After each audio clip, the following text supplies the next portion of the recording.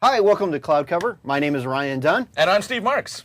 This week we have a great show on the AppFabric service bus. You might have noticed this gentleman, Wade Wagner, standing here with us. The Wade Wagner. Yes, Wade is the AppFabric technical evangelist here at Microsoft, and he is going to be going over some of the questions that you have asked us in previous episodes, like what is the service bus and how does this thing work?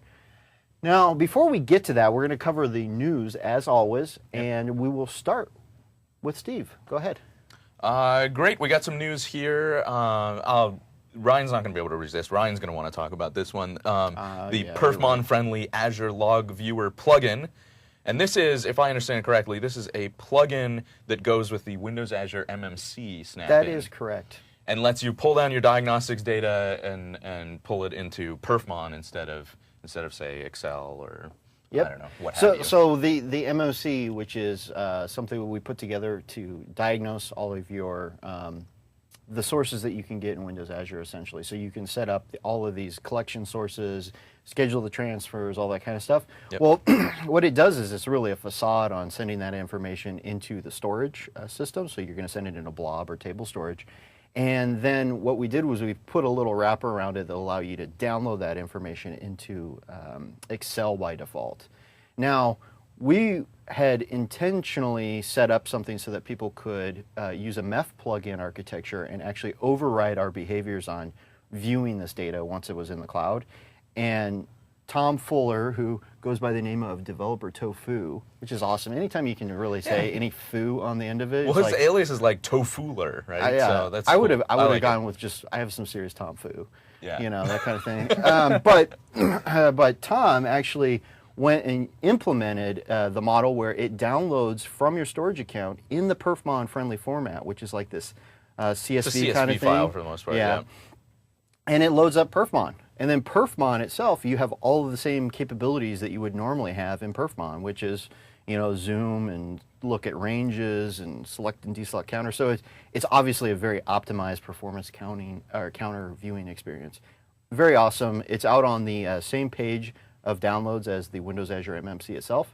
So cool. All you have to do is grab the binary, drop it into the resources directory where the main MMC resides, and bam. You have a viewer for. And he's given all the code too, right? So correct. And we also have the source. So you just awesome. It is. It's very cool. All right. Let's move on. Let's talk about a SQL Azure update, Service Update 4, which has some stuff, but really the one that I think is the most interesting is database copy, which is saying is sort of the first step towards sort of full backup support. In SQL Azure, this is just the ability to take a database, copy it to another database. Pretty cool. You can also use it to templates, right? So if you had a multi-tenanted solution where everybody had their own database, you could have a database online, right? And then you would copy it and then create it on the fly. Yep. And so this is, I just clicked through a link there that goes to a how-to about copying databases, which is actually quite detailed and talks about some of the different scenarios and gives you the actual commands that you'd want to execute to do this. I think the only caveat here is it has to be on the same data center. So you can copy to the same machine, which is not really a machine, as we found out from a post. So server is not a machine. Right. So the same server, which really makes right. So anyhow, you could copy it into the same, or you can actually copy it to another virtual instance machine that's not a machine, that's not a server. Or, but as long as it's in the same region, sub-region, I guess is same how we sub-region, then it's going to work. And it's asynchronous too, so it's not like an instance kind of thing, but obviously. Okay, so finally, remember we just had Vittorio on the show, and Captain Identity, please. Captain Identity. I'm sorry, Captain Identity was just on the show, and we thought we'd also feature this week in the news a post of his, which is an infographic. See how it's a graphic and it provides info. That's correct. Hence the name infographic. This is about, basically, if you want to use one of these identity providers, what are your options with ACS and in your application for sort of how you can consume that from your app. That's the extent of my understanding of this blog post. We've covered everything I understand here, so I'm not going to say much more. but it's something about a Cartesian product. So Yeah. that's all I'm going to say. Well, I think the red is supposed to be like is it the newer stuff, or is that just browser based? Is that coming in ACS v2? Red represents the WebS Fed, Okay. and then blue Trust, and then green OAuth See, wrap. we're See, missing a Wade- key. Protocol. There's got to be a key. Yeah. This is why we have Wade on the show. Yeah, he's actually not going to talk about anything else. He just was going to help us out with this one news item. See, Thanks for coming by the studio, Wade. We should also mention that Vittoria's book that we were saying was going to be released to the press as soon. It's actually out. It's out now. So now you can. It's actually, this one, right? Yeah, you can actually buy it. Let's or buy it. it could be the one with the raccoon. Understanding Windows card space. That's probably. That's probably not it. No. So anyway, so check this out. If you want to understand this better than I do, read all the stuff Vittorio wrote, which presumably helps to explain the graphic. But I wouldn't know because I didn't read it yet. So there you go. With that, it's about time to introduce our special guest, Wade Wegner. Now, we didn't know a lot about Wade going into this. That's right. So we did what everybody does. If you want to learn something about someone, what you do is you go to YouTube and you type in that person's name. Correct. Right? So we went to YouTube and we typed in Wade Wegner, and we came up with this. Wegner Claude. Let me just full screen that there. We won't watch the whole thing. It's 5.5 minutes, but this should give you an idea. Yeah. Should give you a little. It says Joe Wegner, so I'm actually assuming this is a relative, perhaps a brother Yeah. of Wade. Because that's a valid assumption to make at all times. Well, if they have the same last name. If you have they the same must last be name, related. you must be related. And it's impossible this guy's using some sort of stage name. Yeah. This is definitely the real thing. So this is the ab claw. Yeah. That's It's the- devastating. You've pretty much seen that's the extent the of it. remainder. The other 5 minutes of this video are pretty much the same thing. So But it looks brutal. I mean, how could this guy take it it? does look. So it shows you that the Wegners Wegner's, you can don't mess really with take a them. punishment. Yeah. this technique dates back centuries. Yeah. The ab claw. In the Wegner family. All right, let's stop because if I don't stop now, wait, what? I'm trying to pause. Okay, there you go. That's a good shot to freeze on there. So that's the research we had on Wade. Now we actually did find something else from Wade, which is that Wade. Why did clicking not work on this? Okay, here we go. Wade has a blog. Here's one of the posts from. That's the actual Wade Wegner. See, it looks like that guy. So that's how you can tell. There's also a dentist in Florida, Dr. Wade Wagner. Wade Wagner, which we were unclear of, like if Wade either misspelled his name or the dentist did. So one of them must have. So here is a. We really wanted to. Let me just turn that up so people can hear. This is how Wade does demos. This is what we learned from his blog: is complete silence except a funky drum beat. It repeats. In there, that just repeats It's forever. a 10-second repeat. So, in honor of these two pieces of information that we have about Wade, I put together this app that's hosted up at Wade's funkyfreshbeat.cloudapp.net in honor of Wade. And this is it. It plays that drum beat. So whenever you're giving a demo, You can always just you pull can bring this this up, and you have the power not only the claw, Right, but also the funky fresh beat. Fresh beat. And you can mouse over him to make him color. nice. And if you click, it stops. And whoops. That's Excellent. awesome. What? No, I can't. Stop. Oh, I can't start it again. Usually if you click it, it starts again. That's it. The thing's broken for everyone now. All Nobody right, uses it. now Wade- Anyway, okay, now that we've given Wade a hard time. And we got to be clear. Wade has been a good sport about this. Yep. Now he hopefully won't claw us. We got to be careful. Yeah. Although the Wegner in that video was the one getting clawed. Oh, that's right. It's not clear to me that he knew how to do anything himself. He was. But in actual introduction of Wade has been the man in Chicago for quite some time, working on a whole bunch of technologies. Super smart guy. We finally got him here to the mothership. Suckered him. We suckered him in to the Seattle weather. Yep. And brought him here to be our AppFabric evangelist. So Correct. we're actually really excited to have Wade on the team and working on cloud stuff, but not just cloud stuff, because there's a Windows Server AppFabric as well, And Wade, maybe we should start off by, why don't you just tell us what the deal is? What is AppFabric? What does it all mean? So, so thanks for that introduction, by the way, guys. That was great. Anytime. We'll leave it up for a while in case you want to relive I want to it. go back to Yeah. that. Great. So AppFabric is a term that was introduced at PDC last year. And it's really a name for two different sets of technology. So we've got the Windows Azure AppFabric, which is a set of cloud services, and Windows Server AppFabric, which is a set of services that run on premises, so on Windows Server.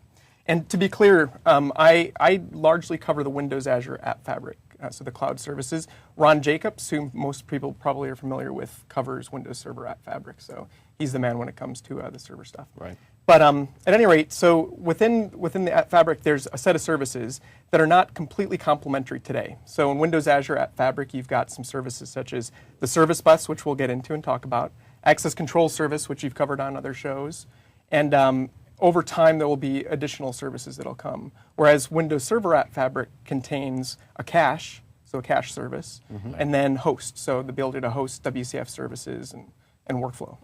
So there's not, so today, two different sets of capabilities, but the goal and the reason for the similar naming and branding is the idea to have parity and have these things, merge together over time. Right. So that you can have a consistent development, experience, whether you're targeting the cloud or. So it's good for people to both not be confused just Yeah. because they're both called the same thing, but also to understand they're called the same thing for a reason because Correct. they I serve heard- the same kind of functions. They are coming together. I heard the AppFabric actually runs the core of Yeah. Windows Azure. Yeah. Is that correct, Wade? Yes, actually, no. No, the word fabric does tend to get overloaded a bit. So Windows Azure also has a fabric and a fabric controller. Right. So Absolutely no relation to So AppFabric. when I develop locally on my machine and emulate Windows Azure, is that the AppFabric? Let's not confuse people more than we need to. So we have a few AppFabrics. Thanks for coming to the show, Ryan. Wade and I will take it from here. Yeah. Yes. Okay. So, what about what's in the Windows Azure AppFabric? I guess is the So, question. to what I mentioned before, there's Service Bus and then Access Control Service. Since you guys covered ACS last time, or an episode prior to this, I figure what we can do is talk about the Service Bus. Sure. And Great. one thing I wanted to note too is, coming at this PDC that's coming up in a couple months, end of October. Yeah. Yeah. It's less than 2 months now, isn't it? Or is it? It's right around 2 months. Yeah. Yep. There'll actually be more information. We'll be talking about AppFabric more there as well. So Good. it's good reason to go to PDC or to watch online. Watch online now, unless you It's already sold bought out your already, tickets. right? So, yep, it's too late. So the Service Bus, I mean, in essence, is a relay service. So it's a cloud service that relays messages back and forth. And so you want to leverage the Service Bus when you have applications or services or components that need to talk to each other, but may not reside in the same network or the same data center and so forth. So if you have an application that runs on premises and you want to communicate to something in the cloud, that's, the Service Bus can help bridge that. But there's also use cases for the Service Bus when you don't include something like Windows Azure. So you can also do on-premises to on-premises as well. So it's kind of a general purpose relay service that runs within our cloud platform. Right. So, so we'll kind of break it down. In fact, we brought the whiteboard out here because sometimes it makes it a little bit easier to write the stuff up. So, so an example would be like what I just gave is where we've got an application. I don't want to block this. So we've got an app right here that runs within our data center. And so let's say we've got like a WCF service standing up in front of it. So it's a service, and it's working with some on-premises SQL database here. Now the goal is we might have another application over here that wants to talk to this app. So traditionally what we might do is set up some direct call to that service. But some of the challenges here is that this service probably has a firewall around it, right? And so in order to get this to work, you're punching a hole in the firewall, which exposes additional security vulnerabilities and so forth. And also when you have hundreds or thousands of applications that need to communicate, or maybe you've got a lot of services, this can get complicated very quickly. So there's definitely ways to solve this today, but it can get complicated pretty So quickly. just remove the firewall. Yeah, just get rid of the firewall. Simplest thing. No Turn off security, firewall. Your no firewalls. authentication. Yeah. Yeah, and so Trust the goodness of other users. the Service Bus provides a relay service to make this easier. Yep. And so let me get the eraser. So basically, we don't want to deal with having to communicate directly there. So the service bus, as I said, is this cloud service running up here, and it's called the service bus. And the way in which we leverage it here is we're gonna relay messages through the service bus, and in doing so, get around the firewall. And the way this occurs is when you have an application that's communicating to the service bus, the very first thing you do is you'll actually establish a connection between the app or the service and the service bus. And it does it over an outbound socket connection, right? And that's important because when it's making this initial connection to the service bus, outbound sockets and so forth and ports are traditionally not blocked by firewalls. Right. So you can leverage that socket connection to actually go outbound, and you make it bidirectional as well. So that means that not only can you send information out, but information can come back in through that connection. And so that's the very first step, and really the secret to how this works is, it uses these outbound socket connections to facilitate all the relay. And once you've made this connection, what it actually does is, since it's a relay service, it does some routing internally, and then it'll actually connect and create an endpoint running within the service bus. And this endpoint is not blocked by a firewall. It's something that's actually addressable. It's on the internet. It's something that this app can now communicate directly to, right? So now instead of having to go directly to this application and deal with firewall challenges and so forth, and potentially funky NATs and having to do any sort of reverse proxying and just all the challenges here, now this application can talk to the service bus. It'll actually relay for you, and it's already got that open socket connection right here, and it's able to actually send that message back and forth. So that's what happens. And this is actually, if you've done any sort of instant messaging, this is pretty. This actually is very similar to instant messaging patterns, right? Because when you're using live messenger, there's actually a relay service somewhere in the back that figures out how to relay those messages back between all the different peers and clients. In an IM client, a lot of times we like to send files too. Yeah. And not just pass messages. Can we initiate a direct connection? Yeah. So in this, what I've drawn here, we're actually relaying through the service, and so there's going to be some constraints, including bandwidth and so forth, because you're relaying through someone else's service. And in many cases, you just want to use this to broker a connection and then use the direct connection between the parties. So the service bus actually has the ability to basically upgrade this relay to a direct connection between the clients. And the way that works is on each side, since there's actually an SDK and client libraries and so forth that you'll leverage with the service bus. And part of that is this polling. What it'll do is it'll actually on either side do some. It'll hit the network and figure out how can I get out. It'll actually do some searches so forth on each local network, and it'll send all the information it gathers to the service bus, and it'll figure out what's the best way to pair these two services up on outbound socket connections. And if it's able to find something, it'll actually send that information down to each of the apps, and then they'll try to rendezvous with a direct connection. And if they're successful, they will upgrade, and now you're going directly through here on outbound socket connections, and you no longer need to relay through the service bus. So that's very cool. Yeah. And so what's nice about that too is when you relay through the service bus, you're going to pay for bandwidth, right? So if you're streaming some kind of video or something like that, you're going to pay ingress and egress. And if you upgrade to a direct connection, not only do you have a larger potential pipe, but you're also not paying for what you're pushing through the service bus any longer. Right. So that's a kind of simple conceptual overview of it. Now, one of the things to note here too is there's a lot of different ways in which to communicate. So you can do simple one way. So what I outlined here, let me erase some of this stuff.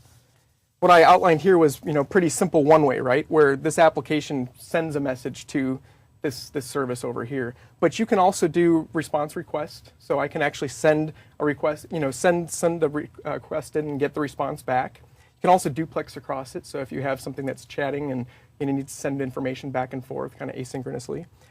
You also can multicast. So I may want to be able to send information and have multiple listeners over here that all have services, and each of these services can be registered as listeners on the endpoint. And so by sending one discrete message to the service bus, it can then relay and multicast it to all the different listeners. So that can produce some interesting opportunities and methods where you might want to have you might want to do some sort of eventing through the service bus and so forth. Yeah, I think the last time we actually showed service bus anything on this show was when we were showing a sample that basically used the service bus to route logging messages out. And it was basically, there's an endpoint, and if I hook my laptop up to it, I start seeing those messages. If I unhook, I don't. And it was sort of, and it I believe supported multiple endpoints being set up so that everyone could see those logs. That's the trace listener. And so it's the trace listener sample. Yeah. And it's very very cool use of this kind of for eventing. Yep. Yeah. So there's a lot of different scenarios here. The other thing to note now, there's a couple. Step back. So from the development experience using the service bus, we provide a set of SDKs. So if you're a .NET developer, there's a really rich SDK that's available that extends WCF. So if you use .NET and if you understand WCF and understand binding and contracts and so forth, it's basically a set of binding extensions that provide some new bindings that'll facilitate all the communications with the service bus. Right, so which means you don't have to go, well, I have to make an outbound connection, and then it's actually the response to that's my input. You just open a WCF service like you always would. Absolutely. So that's really nice. But that means for leveraging that SDK, you need to have an application or a client that knows .NET, can talk, net TCP and so forth, and understands WCF.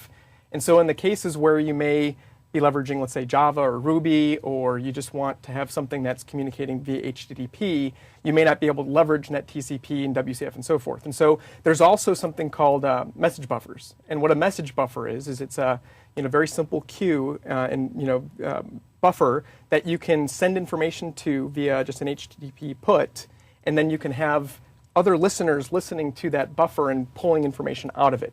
And the thing to note is really that the message buffer is all addressable via HTTP and REST. So if you have a client that can speak HTTP and REST, they can actually leverage the service bus still. So you're not bound to just using .NET applications through the service bus.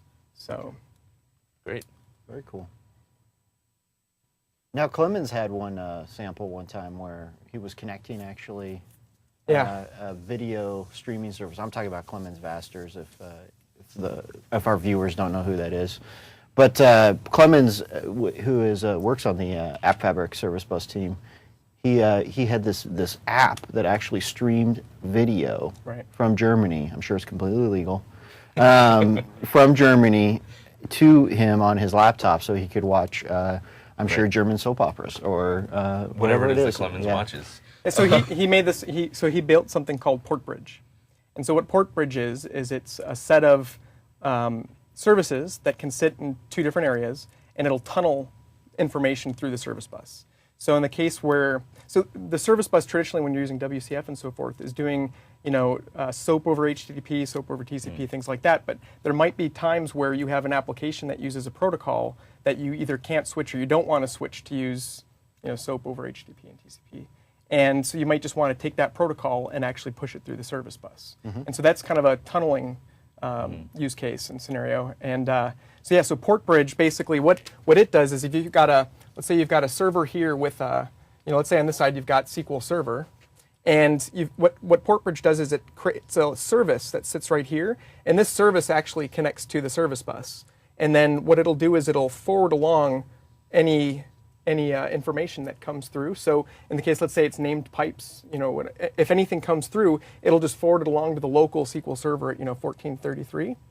And then on this side, you may have, let's say this is an application sitting in another data center, and maybe it's just a web app, and it's got a connection string specified in it that's calling to a database. What it's going to do is it's going to call to port 1433, and there's going to be another agent sitting here listening on port 1433, and anything that it picks up, it's going to push through to the service bus. It'll relay it across, push it over to this agent, and then it'll relay it right through. So basically, it's taking that SQL protocol and just tunneling it straight through the service bus.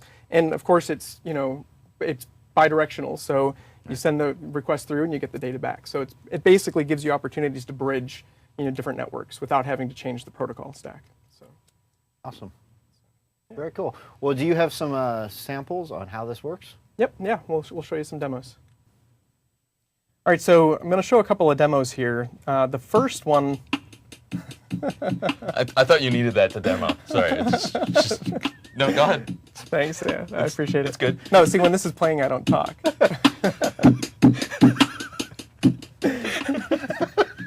It's nice.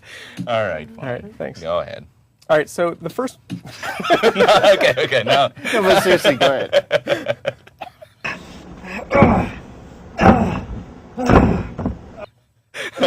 Okay.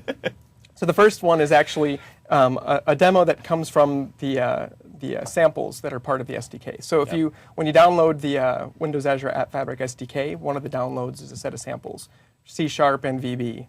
And definitely take a look at them because the samples show basically almost every single binding extension that's used with the service bus. So it shows you how to set up the listeners, how to use that binding extension, et cetera. So very good demos. And what you'll note, though, is that they're all pretty much service hosts running in console apps, which is good and bad. It gives the impression that the only way to leverage the service bus is within the console. Oh, it's not? No. And I'll show you a demo wow. later. I'm glad you're on the show to clarify that. But it also makes it easier to get to the heart of what it is you're trying to. Right. So the first one I wanted to demo was really something that highlights how and when a connection is upgraded from a relay to a direct connection. Okay. So you've got a client and a service and a server, and the client sending information to the server. At some point, it will upgrade to a direct connection, so it's no longer relaying those messages through the server. And so take a look at it. It's the direct connection sample, and when you run it, let's just go ahead and run it.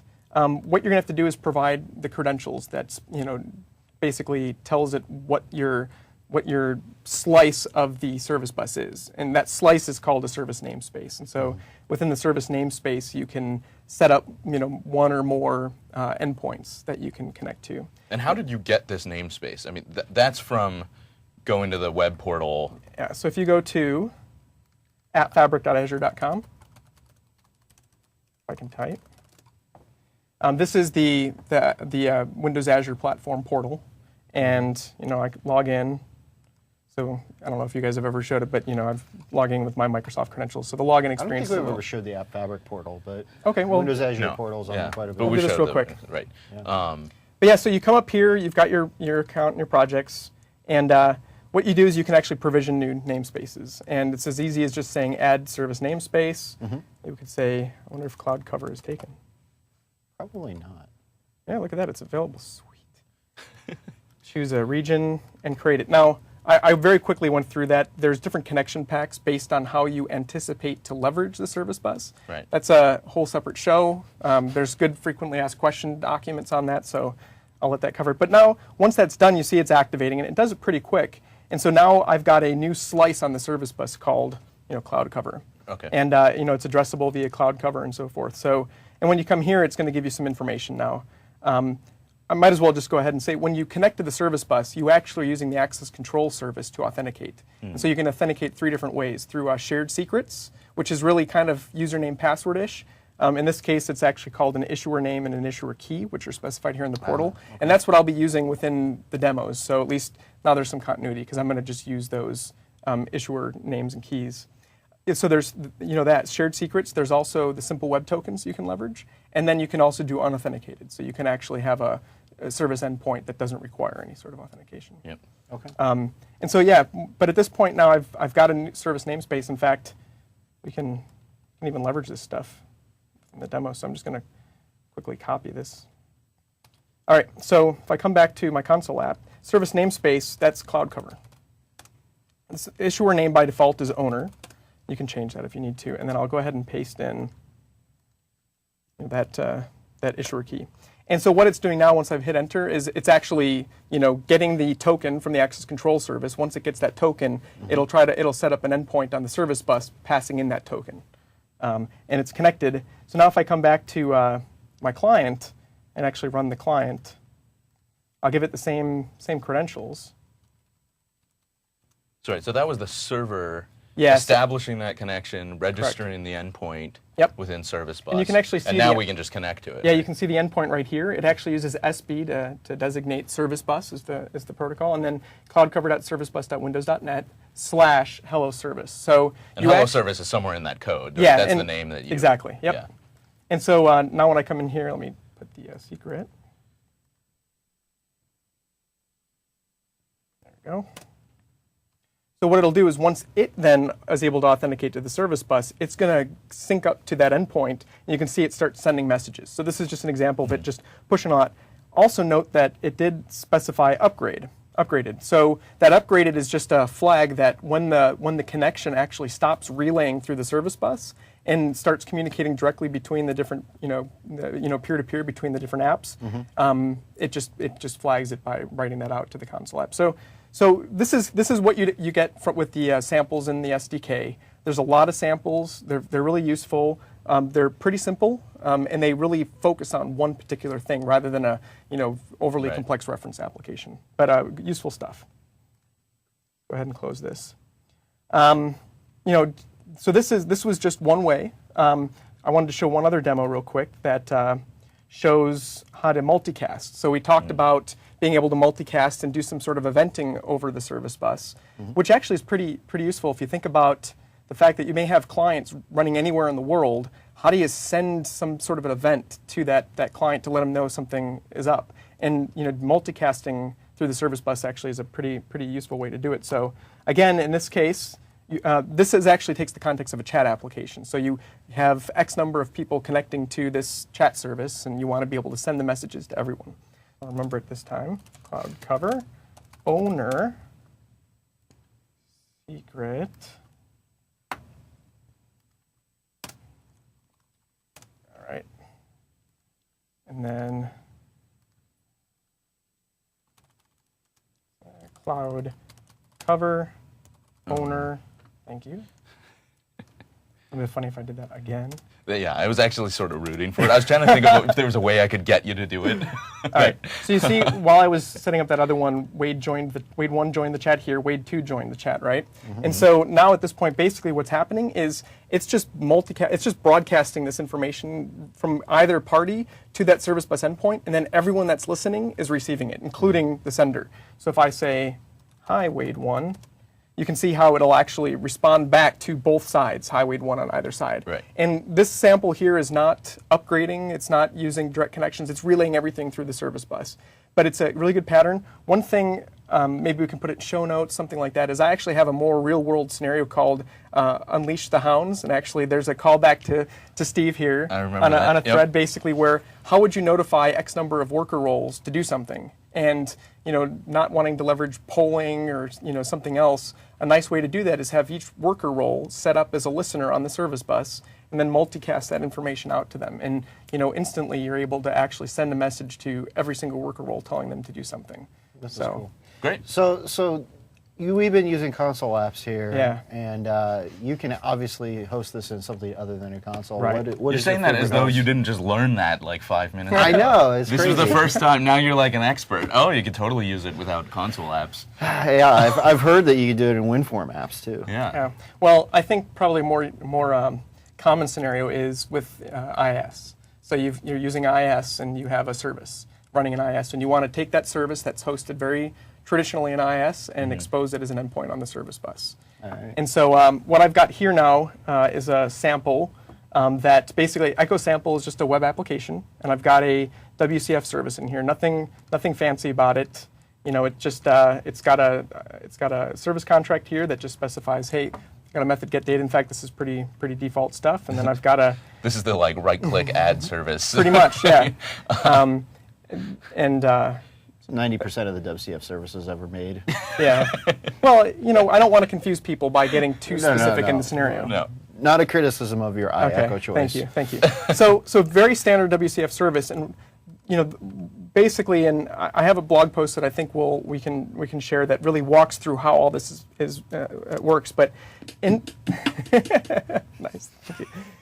In the web config file, if you go to the service model. Thanks, guys.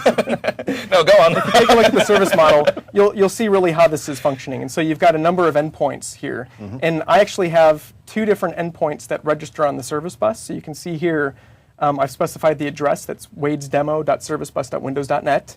And it's set up with the name Echo Service HTTP. And then I've got a comparable one still pointing to the same contract, so it's the same service, but this one uses NetTCP. So one is HTTP, one is NetTCP. And it just shows the same service is exposed with two different protocols through two different endpoints on the service bus. Right. And really, to get this to work, what you need to do is add a reference to Microsoft Service Bus, make sure that you're leveraging the right binding extensions, and basically run the service. And when the service is activated, when that request comes into the service, it will connect to the service bus, again, negotiate everything that it needs to, and then it is addressable on the service bus. So if I hit F5 here, what it's going to do is just call the local service. And I do have this running through IIS. It could also run in Cassini or more development a development web server. And so it's running, and the way I can kind of test this too is I can actually say wadesdemo.servicebus.net. You can actually see that up here I've got the two different endpoints. Right. And so, the reason I can actually see these endpoints is there's also a service registry within the service bus, so that when you start up the service, you can say, hey, add me to the service registry, which makes it discoverable through this Atom Pub feed. So this is not by default, but you can very easily set this up. This is awesome. And so the one last thing is I do have a client here that we can start up, and I'll use this. Now I make sure to grab my key, not your cloud cover key. Everyone take note of that. Yep. Everyone write down that key. And actually, you know what? It looks like I had it hard-coded already, so that's even easier.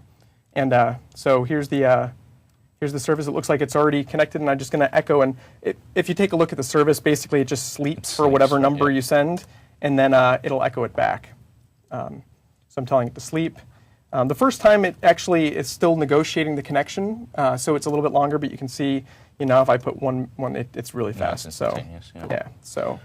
All right. Well, thank you, Wade, for giving us the skinny on the service bus and helping us understand what the AppFabric actually is.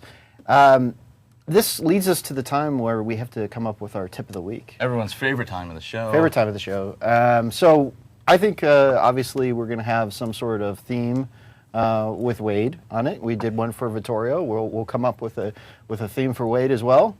And with that, here's your tip of the week.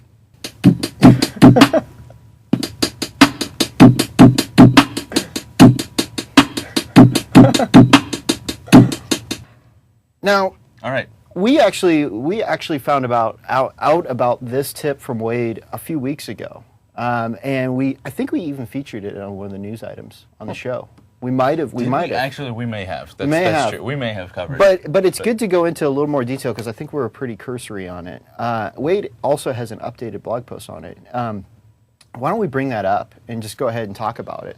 Here, I'm not going to do it left-handed. You can do it. But this actually, and this comes straight from actually where we just ended with the demo, right? Correct. Which is, well, great, you can put these things under IS, and then basically the question is, how do I get started in the first place? We have a chicken and an egg scenario. Exactly, right? Like I have to make an outbound connection before I start receiving anything, but until anyone calls me, my code's not active, so how does that all work? Well, so kind of stepping back a little bit, with IIS and Windows Activation Services, the host actually never activates until that first request comes in, right? So you notice when I hit F5, it actually loaded up that service, and so that initiated the service, and as part of it, it connected to the service bus, and everything. So that's the solution. You just have to browse to that service endpoint. Someone every morning just hits F5. Run it on your laptop with F5. right. But no, but it's a real problem because how do you, if you have a WCF service, how are you going to activate it? And actually with IS 7.5, there's a whole host of solutions now. And in this first blog post right here to host WCF services, basically I gave the exact same demo I went through with source code, so you can take a look. But I provided a solution using auto start capabilities within IIS. And so basically use the application warm-up extension for IS 7.5, you specify the service that you want to automatically start, and then anytime the app pool recycles, it'll just warm up that service for you. And as part of that warm-up, it initializes and it'll make that connection. Great. So that's what we talk about here. So that gets around that chicken and egg scenario. So it starts it up, you've got a connection, and now people can get to that service through the service bus. My more recent post really is how to leverage a Windows Server AppFabric. I won't play the video, and there's no we overbeat. can fix it. Thank you. And so here what I did is it's basically the same scenario, but instead of using the application warm-up extension, it's using Windows Server AppFabric auto start capabilities, which, now we're leveraging Windows Server AppFabric to take a WCF service and expose it within the Windows Azure AppFabric. See, that's why they're called the same thing. Yes. Yeah, there you go. It's for this scenario. Well, it's a great tip. Wade has obviously a ton more detail out on the blog post. Yep. And we will link to all of these, of course, as well as Wade's Funky Fresh Beat, .cloudapp.net. And critical app for productivity in the if you have workplace. if you have some feedback for us on the show or more questions that you'd like to know about the Service Bus, please send it to us. We have our Twitter's account at Cloud Cover Show. Wade has his. He's a Twitter user. What's your handle? Wade Wegner. Wade Wagner. It's hard Not to Wade figure out. Wagner, but Yeah, Wade Wade- Wagner. Not Dr. Wagner. Wade Wagner, the dentist. The dentist, and not Joe the Claw Wagner. Anyhow, thanks again, Wade, for coming on the Thanks a show lot. and being an awesome sport. Yep. With that, I think that's it. Yep. Thanks. Thanks.